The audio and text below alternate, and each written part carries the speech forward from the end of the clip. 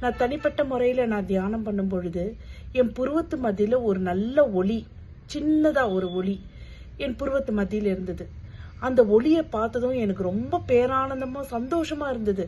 அடடா, இதுக்குள்ள ஏதோ ஒரு பெரிய விஷயம் இருக்கு, நம்ம இது கத்துக்கணும், நம்மளும் ஒரு ஆன்மீகத்துல இருக்கணும்ன்ற உணர்வு எனக்கு ரொம்ப தோணுச்சு.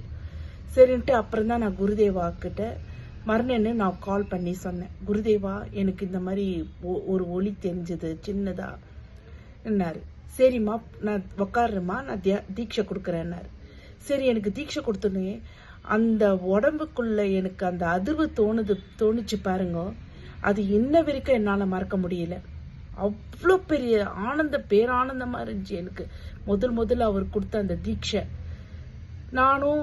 அதுக்கப்புறம் நானும் தனிப்பட்ட முறையில் தியானம் பண்ணுவேன். எனக்குள்ள நடந்ததெல்லாம் நான் குருதேவாவுக்கு சொல்லுவேன், தேவி அம்மாவுக்கு சொல்லுவேன். அதுக்கப்புறம் குருதேவா ஒரு நாள், நீ மலர்ச்சி நிலை வந்துட்டமா, மலர்ந்துட்டேன்னாரு. நான் அந்த வாசி யோகத்து குழுவில் தோட்டத்தில் நான் மலர்ந்தது எனக்கு ரொம்ப சந்தோஷமா இருந்தது. அப்பயும் நானும் விடாம பயணம் பண்ணி தியானம் பண்ணி பண்ணி பண்ணி அடுத்த கட்டத்துக்கெல்லாம் போய் இப்ப நான் சாதா ஒரு குடும்ப பெண்ணா தான் இருந்தேன். இப்ப எனக்குள்ள இவ்வளோ சக்தி இருக்குதான்னு தெரிஞ்சதும் அவ்வளோ சந்தோஷம்.